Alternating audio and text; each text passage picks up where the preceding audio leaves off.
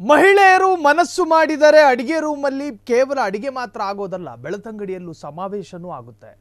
ಬೆಳತಂಗಡಿ ಮಹಾ ಸಮಾವೇಶಕ್ಕೆ ಅರ್ಥಾತ್ ಮಹಿಳಾ ಸಮಾವೇಶಕ್ಕೆ ಭಾರಿ ಮಹಿಳೆಯರ ಪ್ರತಿಕ್ರಿಯೆ ಮತ್ತು ಪ್ರೋತ್ಸಾಹ. ಜಾಥಾದ ಮೂಲಕ ಘೋಷಣೆ ಕೂಗಿದ ಮಹಿಳೆಯರು ಮಹಿಳಾ ಸಮಾವೇಶದಲ್ಲಿ ಸೌಜನ್ಯ ಪರ ಘೋಷಣೆ. ಸೌಜನ್ಯಾಳನ್ನ ಕೊಂದವರಾರು, ಕಂಡು ಹಿಡಿಯಿರಿ ಹಂತಕರನ್ನ ಅನ್ನೋ ಘೋಷಣೆ. ಬೆಳತಂಗಡಿ ಭೂಮಿಯಲ್ಲಿ ಮಹಿಳಾ ಸಮಾವೇಶ, ಜಾಥಾದ ಮೂಲಕ ಪ್ಲೇ ಕಾರ್ಡ್ ಪ್ರದರ್ಶನ ಮಾಡಿದ್ರು ರಾಜ್ಯದ ಮೂಲೆ ಮೂಲೆಯಿಂದ ಹೋದ ಮಹಿಳೆಯರು ಮನಸ್ಸು ಮಾಡಿದ್ರೆ ರಾಷ್ಟ್ರದಲ್ಲಿ ಎಂತೆಂತಹ ಸಾಧನೆಗಳೆಲ್ಲ ಆಗಿದೆ. ಅಂತಹದ್ರಲ್ಲಿ ಸೌಜನ್ಯ ಪ್ರಕರಣಕ್ಕೊಂದು ನ್ಯಾಯ ಸಿಗೋದಿಲ್ವಾ? ಪ್ಲೇ ಕಾರ್ಡ್ ಪ್ರದರ್ಶನ, ರಾಜ್ಯದ ಮೂಲೆ ಮೂಲೆಯಿಂದಲೂ ಜನಸಾಗರ. ಗೀತೆಯ ಮೂಲಕ ಸೌಜನ್ಯಾಳನ್ನ ನೆನೆದ ಮಹಿಳೆಯರು ಗೀತೆ ಹಾಡಿದ್ರು. ಕ್ರಾಂತಿ ಗೀತೆ ಅಂತ ಕರಿತೀವಿ ಅದನ್ನ. ಕ್ರಾಂತಿ ಹಾಡಿನ ಮೂಲಕ ನೆರೆದವರನ್ನ ಸೆಳೆದ ಹೋರಾಟಗಾರರು. ಬೆಳತಂಗಡಿಯ ಮಹಿಳಾ ಸಮಾವೇಶಕ್ಕೆ ಭಾರಿ ಮಹಿಳೆಯರು ಬಂದಿದ್ರು. ಜಾಥಾದ ಮೂಲಕ ಘೋಷಣೆ ಕೂಗಿದ ಮಹಿಳೆಯರು, ಜಾಥಾದ ಮೂಲಕ ಮಹಿಳಾ ಸಮಾವೇಶದಲ್ಲಿ ಸೌಜನ್ಯ ಪರ ಘೋಷಣೆ. ಸೌಜನ್ಯಾಳನ್ನ ಕೊಂದವರಾರು, ಕಂಡು ಹಿಡಿಯಿರಿ ಹಂತಕರನ್ನ. ನಮ್ಮ ದೇಶ ಐತಿಹಾಸಿಕವಾಗಿ ಮಹಿಳೆಯರು ದೌರ್ಜನ್ಯಕ್ಕೊಳಗಾಗ್ತಾ ಇದ್ದಾರೆ. ಐತಿಹಾಸಿಕವಾಗಿ ಮಹಿಳೆಯರು, ನಾವು ಈಗಲೂ ಕೂಡ ಮಹಿಳೆಯರ ಸುದ್ದಿ ಬಂದಾಗ ಆಕೆ ಅಪ್ರಾಪ್ತ ವಯಸ್ಸಿನ ಹುಡುಗಿಯಾಗಿದ್ರೆ ಆಕೆಯ ಕಣ್ಣಿಗೆ ನಾವು ಕಪ್ಪು ಪಟ್ಟೆಯನ್ನ ಹಾಕ್ತೀವಿ. ಕಾರಣ ಆಕೆಯ ಐಡೆಂಟಿಟಿ ಸಮಾಜಕ್ಕೆ ಗೊತ್ತಾಗಬಾರ್ದು ಅನ್ನೋ ಕಾರಣ. ಆಕೆಯ ಐಡೆಂಟಿಟಿಯನ್ನ ಮರೆಮಾಚುವ ಸ್ವಭಾವ ನಮಗಿದೆ. ಕಾರಣ ಏನು ಅಂದ್ರೆ ಹೆಣ್ಣಿನ ಮೇಲಿರ್ತಕ್ಕಂತಹ ಗೌರವ, ಆಕೆಯ ಘನತೆಗೆ ಎಲ್ಲೂ ಕೂಡ ಧಕ್ಕೆಯಾಗಬಾರದು ಅನ್ನೋ ಕಾರಣಕ್ಕೆ. ಯಾವುದಾದರೂ ಪ್ರಕರಣದಲ್ಲಿ ಮಹಿಳೆ ಆರೋಪಿಯಾಗಿದ್ದಾಗ ಪೊಲೀಸರು ಆಕೆಯನ್ನ ಬಂಧನ ಮಾಡಿ ಆಕೆಯ ಜೊತೆ ಕೇಳ್ತಾರೆ, ಕ್ಯಾಮೆರಾಗಳ ಮುಂಭಾಗ ನಿಂತಾಗ ನಿಮ್ಮ ಮುಖ ಕಾಣಬಹುದಾ ಅಥವಾ ಕಾಣಬಾರ್ದಾ? ಆಕೆ ಅನುಮತಿ ಕೊಟ್ಟರೆ ಕಾಣಬಹುದು, ಅನುಮತಿ ಕೊಡದೇ ಇದ್ರೆ ಆಕೆಯ ಮುಖವನ್ನು ಕೂಡ ಮುಚ್ಚಬೇಕು ಅನ್ನೋ ಕಾನೂನಿದೆ ನಮ್ಮಲ್ಲಿ. ಕಾರಣ ಮಹಿಳೆ ಅನ್ನೋ ಗೌರವ ಮತ್ತು ಮಹಿಳೆ ಅನ್ನೋ ಒಂದು ಪಾವಿತ್ರ್ಯವಾದಂತಹ ಸ್ಥಾನಮಾನ. ತಾಯಿಯಾಗುವವಳು ಮಹಿಳೆ, ಅಕ್ಕ ಆಗುವವಳು ಕೂಡ ಮಹಿಳೆ, ತಂಗಿ ಆಗುವವಳು ಕೂಡ ಮಹಿಳೆ. ಭೂಮಿಯನ್ನು ಕೂಡ ಹೆಣ್ಣಿನ ಕುಲಕ್ಕೆ ಹೋಲಿಸ್ತೀವಿ. ಅದಕ್ಕೆ ಕಾರಣ ಏನು ಅಂದ್ರೆ ಹೆಣ್ಣು ಅಂದ್ರೆ ಆ ಸ್ಥಾನ, ಹೆಣ್ಣು ಅಂದ್ರೆ ಕರುಣಾಮಯಿ. ಬೇರೆ ಬೇರೆ ಘನತೆ, ಬೇರೆ ಬೇರೆ ಗೌರವ, ಬೇರೆ ಬೇರೆ ಕೀರ್ತಿ, ಬೇರೆ ಬೇರೆ ಹೆಸರಿನಲ್ಲಿ ನಾವು ಹೆಣ್ಣನ್ನು ವ್ಯಾಖ್ಯಾನಿಸ್ತೀವಿ. ಆ ತರಹದ್ದೊಂದು ಹೆಣ್ಣು ಮಗಳನ್ನ ಅತ್ಯಂತ ಪೈಶಾಚಿಕವಾಗಿ, ಮೃಗೀಯವಾಗಿ ಆಕೆಯನ್ನ ಕೆಡಿಸಿ ಕೊಲ್ಲಲಾಗಿದೆ. ಆ ಹೆಣ್ಣು ಮಗಳಿಗೆ ನ್ಯಾಯ ಕೊಡಿಸೋದಕ್ಕೆ 13-14 ವರ್ಷ ಕಳೆದ್ರೂ ಕೂಡ ಅದಕ್ಕೆ ಸಾಧ್ಯ ಆಗ್ತಾ ಇಲ್ಲ. ನಾವು ಪ್ರತಿನಿತ್ಯವೂ ಕೂಡ ಇದ್ರ ಬಗ್ಗೆ ಸುದ್ದಿ ಮಾಡ್ತೀವಿ. ಗಂಟ್ಲು ಹರ್ಕೊಂಡು ಕೂಗಾಡ್ಕೊಂಡು ಹೇಳ್ತೀವಿ, ಆ ಹೆಣ್ಣು ಮಗಳಿಗೆ ಯಾಕೆ ನ್ಯಾಯ ಸಿಗಲಿಲ್ಲ. ಅದರ ಅರ್ಥ ನಮಗೆ ಬೇರೆ ಸುದ್ದಿಗಳಿಲ್ಲ ಅಂತಲ್ಲ. ಆ ಹೆಣ್ಣು ಮಗಳಿಗಾಗಿ ಮನೆ, ಮಠ, ಜಮೀನು, ಹೊಲ, ಗದ್ದೆ, ಕೆಲಸ, ಕಾರ್ಯ ಎಲ್ಲ ಬಿಟ್ಟು ಬಂದವ್ರೆ. ಇವತ್ತು ಭಾನುವಾರನ ಅಂತ ಕೇಳಿದ್ರೆ ಇವತ್ತು ಭಾನುವಾರ ಅಲ್ಲ. ಯಾವುದೋ ಒಂದು ಸರ್ಕಾರಿ ರಜೆ ದಿವಸ ಅನುಕೂಲಕರವಾಗಿ ಕೂತ್ಕೊಂಡಿರೋ ಮಹಿಳೆಯರಲ್ಲ ಬೆಳತಂಗಡಿಗೆ ಹೋಗಿರೋದು. ಕೆಲಸ ಕಾರ್ಯಗಳನ್ನ ಬಿಟ್ಟು ಇವತ್ತು ಹೋಗಿದ್ದಾರೆ. ಅದರ ಅರ್ಥ ಏನು? ಅವರ ಮನಸ್ಸಿನಲ್ಲಿ ಸಂಕಟಮಯವಾಗಿ ಕಾಡುತ್ತಿರುವಂತಹ ಪ್ರಶ್ನೆ, ಆ ಹೆಣ್ಣು ಮಗಳಿಗೆ ನ್ಯಾಯ ಸಿಗೋದು ಯಾವಾಗ? ಸೌಜನ್ಯಾಳ ತಾಯಿ ಕುಸುಮಾವತಿ, ಆ ತಾಯಿಗೆ ಅಳೋದಕ್ಕೂ ಕೂಡ ಕಣ್ಣಲ್ಲಿ ಕಣ್ಣು ನೀರಿನ ಕೊರತೆ ಇದೆ. ಬತ್ತು ಹೋಗಿದೆ ಆ ಹೆಣ್ಣು ಮಗಳು ಅತ್ತು. ಸೌಜನ್ಯ ಒಂದು ವೇಳೆ ಈವರೆಗೂ ಬದುಕಿದ್ದಿದ್ದರೆ ಬಹುಶಃ ಆಕೆಗೆ 32-33 ವರ್ಷ ಆಗ್ತಿತ್ತು. ಆ ಹೆಣ್ಣು ಮಗಳು ಬದುಕಿಲ್ಲ. ಆ ಹೆಣ್ಣು ಮಗಳನ್ನ ಆ ಕ್ರೂರರು ಕೊಂದು ಹಾಕಿದ್ರು. ಆಕೆಯ ಜೊತೆ ಹಠ ಸಂಭೋಗ ನಡೆಸಿದ್ರು. ಬಲವಂತದ ಸಂಭೋಗ ಮಾಡಲಾಯಿತು ಆ ಹೆಣ್ಣಿನ ಮೇಲೆ, ಆ ಹೆಣ್ಣಿನ ಶರೀರದ ಮೇಲೆ. ವಿವರಿಸೋದಕ್ಕೆ ಅನೇಕ ತರಹದ ಪದಗಳಿದಾವೆ. ಆ ತರಹ ವಿವರಿಸಿದ್ರೆ ಎಲ್ಲಿ ಆ ಹೆಣ್ಣಿನ ಮೇಲಿನ ಗೌರವಗಳು ಕಡಿಮೆ ಆಗುತ್ತೆ ಅಂತ ಭಯಪಡ್ತಾ ಇದ್ದೀನಿ. ಆ ಹೆಣ್ಣನ್ನ ಅತ್ಯಂತ ನೀಚ ರೀತಿಯಲ್ಲಿ ಕೊಲ್ಲಲಾಯಿತು. ಆ ಹಂತಕರು ಯಾರು? ಆ ಕೊಲೆಗಟ್ಕರು ಯಾರು? ಆ ರೇಪಿಸ್ಟರು ಯಾರು? ಅವರನ್ನ ಯಾಕೆ ಯಾರಾದರೂ ರಕ್ಷಣೆ ಮಾಡಲಾಗ್ತಾ ಇದೆಯಾ? ಅವರನ್ನ ಯಾರಾದರೂ ಸಂರಕ್ಷಿತವಾಗಿ ಸಂರಕ್ಷಣೆಯಲ್ಲಿ ಇಟ್ಟಿದ್ದಾರಾ? ಈ ತರಹದ್ದೊಂದು ಪ್ರಶ್ನೆ ಸ್ವಾಭಾವಿಕವಾಗಿ ಮನುಷ್ಯರಲ್ಲಿ ಹುಟ್ಕೊಳ್ಳುತ್ತೆ. ಇವತ್ತಲ್ಲಿ ಸೇರಿದ ಅಷ್ಟೂ ಜನರು ಕೇಳಿದ್ದೇನು ಅಂದರೆ ಕೊಂದವರು ಯಾರು? ಇದಕ್ಕೆ ಉತ್ತರ ಕೊಡೋದಕ್ಕೆ ನಮ್ಮ ಸಮಾಜ ತಯಾರಾಗಿದೆಯಾ? ಖಂಡಿತ ಇಲ್ಲ. SIT ರಚನೆ ಮಾಡ್ತು ಸರ್ಕಾರ. ಯಾವುದಕ್ಕೆ ರಚನೆ ಮಾಡಿದ್ದು? ಸೌಜನ್ಯಾಳ ಪ್ರಕರಣವನ್ನ ಇನ್ವೆಸ್ಟಿಗೇಟ್ ಮಾಡೋದಕ್ಕ ಅಲ್ಲ, ಮತ್ತಿನ್ಯಾವುದಕ್ಕೆ? ಹೆಣಯೂತ ಪ್ರಕರಣಕ್ಕೆ ಮಾತ್ರ. ಆ ಭಾಗದಲ್ಲಿ ಅಸಹಜವಾಗಿ ಸತ್ತು ಹೋದ, ಈ ಭೂಮಿಯ ಹಸಿ ಮಣ್ಣಿನ ಭೂಗರ್ಭಕ್ಕೆ ಸೇರಿದ ಅದೆಷ್ಟೋ ಹೆಣ್ಣು ಮಕ್ಕಳ ಅನ್ಯಾಯಯುತವಾದಂತಹ ಸಾವಿಗೆ ನ್ಯಾಯ ಬೇಕು ಅಂತ ಹೇಳಿ SIT ತನಿಖೆ ಮಾಡ್ತಿದೆ. ಆ ತನಿಖೆಯ ವಿಚಾರದಲ್ಲೂ ಕೂಡ ಅನೇಕ ಭಿನ್ನಾಭಿಪ್ರಾಯಗಳಿದ್ದಾವೆ, ಭಿನ್ನ ರಾಗಗಳು ಕೇಳಿ ಬರ್ತಾ ಇದೆ. ಅದೇನೇ ಇರಲಿ, ಆದರೆ ಅಲ್ಲಿ ಸೇರಿದ ಅಷ್ಟೂ ಜನ ಕೂಗಿದ್ದು ಆ ಪ್ಲೇ ಕಾರ್ಡ್ಗಳನ್ನೆಲ್ಲ ಎತ್ತಿ ಎತ್ತಿ ತೋರಿಸ್ತಾ ಇದ್ರು. ಅದರಲ್ಲಿ ಬರಹದ ಮುಖಾಂತರವಾಗಿ ಅವರು ಕೇಳ್ತಾ ಇರೋ ಪ್ರಶ್ನೆ, ಈ ಹೆಣ್ಣು ಮಗಳಿಗೆ ನ್ಯಾಯ ಕೊಡಿಸೋದಕ್ಕೆ ಯಾರೂ ಇಲ್ವಾ ಅಂತ. ನಮ್ಮ ಭಾರತ, ಈ ಭಾರತದಲ್ಲಿ ಹೆಣ್ಣು ಮಕ್ಕಳು ಸುರಕ್ಷಿತರಾಗಿದ್ದಾರಾ?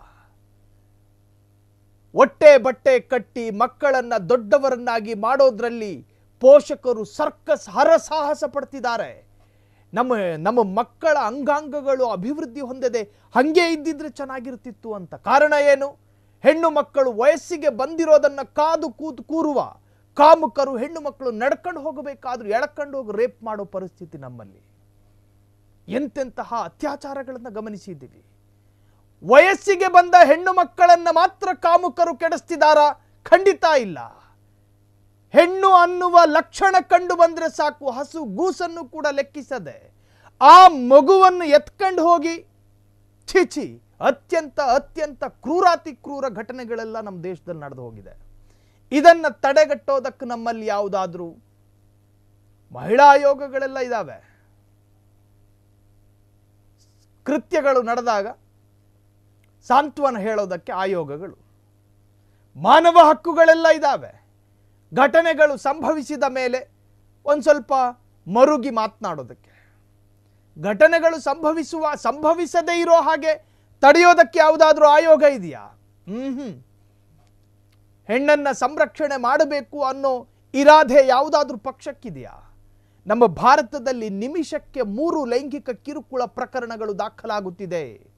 1 ಗಂಟೆಗೆ 17 ರೇಪ್ ಕೇಸ್ಗಳಾಗ್ತಾ ಇದೆ ನಮ್ಮ ದೇಶದಲ್ಲಿ. ಇದಕ್ಕಿಂತ ದೊಡ್ಡ ದುರಂತದ ಉದಾಹರಣೆ ಮತ್ತೊಂದಿದೆಯಾ? ಯಾವ ದೇಶದಲ್ಲಿ ಹೆಣ್ಣು ಸುರಕ್ಷಿತಳೋ ಆ ದೇಶ ಸಮೃದ್ಧವಾದ ದೇಶವಾಗುತ್ತೆ. ಸೌದಿ ಅರೇಬಿಯಾದಂಥ ಇಸ್ಲಾಮಿಕ್ ರಾಷ್ಟ್ರದಲ್ಲಿ ಬರೀ 3 ವರ್ಷಕ್ಕೆ 1 ಬಾರಿ ಲೈಂಗಿಕ ಕಿರುಕುಳ ಆಗೋದು. 3 ವರ್ಷಕ್ಕೆ 1 ಬಾರಿ. ನಮ್ಮಲ್ಲೋ 1 ನಿಮಿಷಕ್ಕೆ 3 ಸೆಕ್ಸುವಲ್ ಹರಾಸ್ಮೆಂಟ್ಗಳು ನಡೀತಾವೆ. ಒಂದು ಬಸ್ಸಿನಲ್ಲಿ, ಒಂದು ಕ್ರೌಡ್ ಇರೋ ಏರಿಯಾದಲ್ಲಿ, ಒಂದು ಜಾತ್ರೆಯಲ್ಲಿ, ಜನನಿಬಿಡ ಪ್ರದೇಶಗಳಲ್ಲಿ, ಎಲ್ಲೆಂದರಲ್ಲಿ ಹೆಣ್ಣಿನ ಮೇಲೆ ಲೈಂಗಿಕ ದೌರ್ಜನ್ಯಗಳು, ಹೆಣ್ಣಿನ ಮೇಲೆ ಕಿರುಕುಳ ನಿರಂತರವಾಗಿ, ಐತಿಹಾಸಿಕವಾಗಿ ರಾಜರ ಕಾಲದಿಂದ ಹಿಡಿದು ಈವರೆಗೂ ಕೂಡ ಹೆಣ್ಣು ದೌರ್ಜನ್ಯಕ್ಕೆ ಒಳಗಾಗ್ತಿರುವಂತಹ ಒಂದು ವಸ್ತು ಮಾತ್ರ. ಅದನ್ನು ತಡೆಗಟ್ಟೋದಕ್ಕೆ ಚಿಂತನೆ ಮಂಥನೆ, ಅದನ್ನು ತಡೆಗಟ್ಟೋದಕ್ಕೆ ಖಂಡನ ಮಂಡನ, ಅದನ್ನು ತಡೆಗಟ್ಟೋದಕ್ಕೆ ಚರ್ಚೆ ಯಾವುದು ನಡೆದಿಲ್ಲ. ಮಾತನಾಡ್ತೀವಿ ನಾವು ಹೆಣ್ಣಿನ ಬಗ್ಗೆ ಅದು ಇದು ಅಂತ, ಪ್ರಾಯೋಗಿಕ ಯಾವುದೂ ಅಲ್ಲ. ದೇರ್ ಈಸ್ ನೋ ಪ್ರಾಕ್ಟಿಕಲ್, ಎಲ್ಲೂ ಇಲ್ಲ. ಎಷ್ಟೋ ಅತ್ಯಾಚಾರ ಪ್ರಕರಣಗಳು ರಾಜ್ಯದಲ್ಲಿ ನಡೆದಾಗಲೂ ಕೂಡ ಎಷ್ಟೆಷ್ಟು ಅತ್ಯಾಚಾರ. ಆಂಧ್ರ ಪ್ರದೇಶದಲ್ಲಿ ವೈದ್ಯೆಯನ್ನ 4 ನಾಯಿಗಳು ಹೊತ್ಕೊಂಡು ಹೋಗಿ ರೇಪ್ ಮಾಡಿದ್ರು, ರೇಪ್ ಮಾಡಿ ಕೊಲ್ಲಲಾಯಿತು. ಆಗಲೂ ಎಚ್ಚೆತ್ತುಕೊಳ್ಳದ ಭಾರತ ಈ ಕ್ಷಣ, ಈ ಘಳಿಗೆವರೆಗೂ ಕೂಡ ರೇಪ್ ನಿರಂತರ.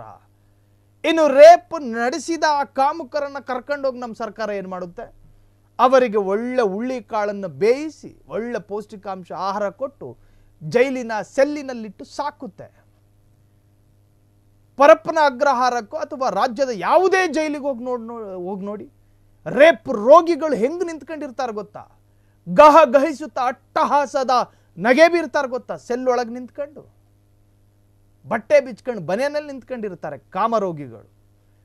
ಗಹಿಸ್ಕೊಂಡು ನಗ್ತಾರೆ.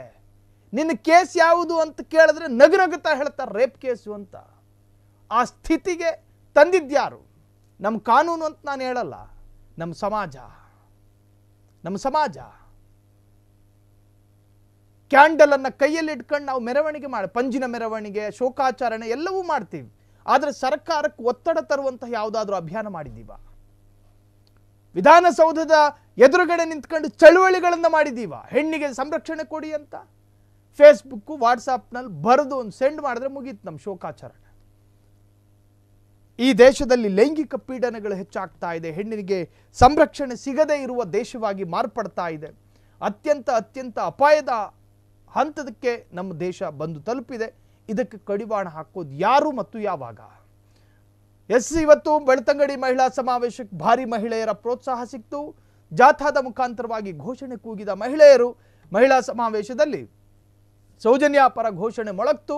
ಸೌಜನ್ಯಾಳನ್ನು ಕೊಂದವರು ಯಾರು, ಕಂಡು ಹಿಡಿಯಿರಿ ಹಂತಕರನ್ನ. ಪ್ಲೇ ಕಾರ್ಡ್ ಪ್ರದರ್ಶನ ಆಯಿತು. ರಾಜ್ಯದ ಮೂಲೆ ಮೂಲೆಯಿಂದಲೂ ಕೂಡ ಜನಸಾಗರ ಬಂತು. ಗೀತೆಯ ಮೂಲಕ ಸೌಜನ್ಯಾಳನ್ನ ನೆನೆದು ಮಹಿಳೆಯರು ಆಕ್ರಂದನವನ್ನು ವ್ಯಕ್ತಪಡಿಸಿದ್ರು. ಕ್ರಾಂತಿ ಹಾಡಿನ ಮೂಲಕ ನೆರೆದವರನ್ನ ಸೆಳೆಯುವಂತಹ ಪ್ರಯತ್ನಗಳು ಕೂಡ ಬೆಳ್ತಂಗಡಿಯಲ್ಲಿ ಇವತ್ತು ಮಹಿಳಾ ಸಮಾವೇಶದಲ್ಲಿ ಮೊಳಗಿದವು.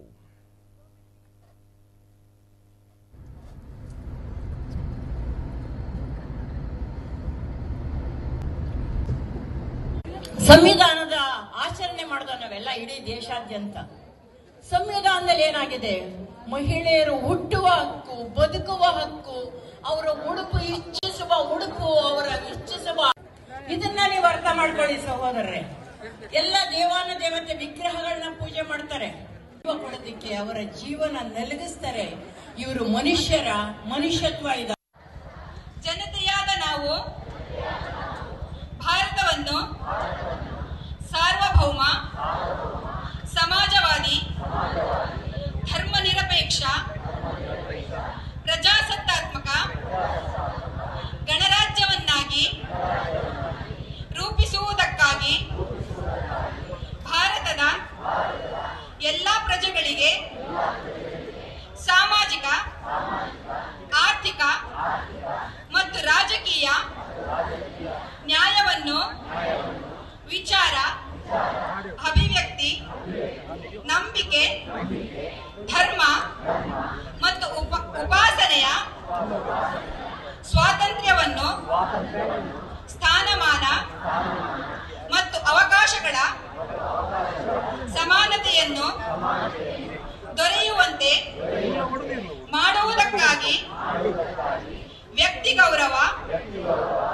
ದೇಶದ ಏಕತೆ ಮತ್ತು ಸಮಗ್ರತೆಗಾಗಿ ಎಲ್ಲರಲ್ಲಿ ಭ್ರಾತೃತ್ವ ಭಾವನೆಯನ್ನು ಮೂಡಿಸುವುದಕ್ಕೆ ದೃಢ ಸಂಕಲ್ಪ ಮಾಡಿ ನಮ್ಮ ಸಂವಿಧಾನ ಸಭೆಯಲ್ಲಿ 1949ನೇ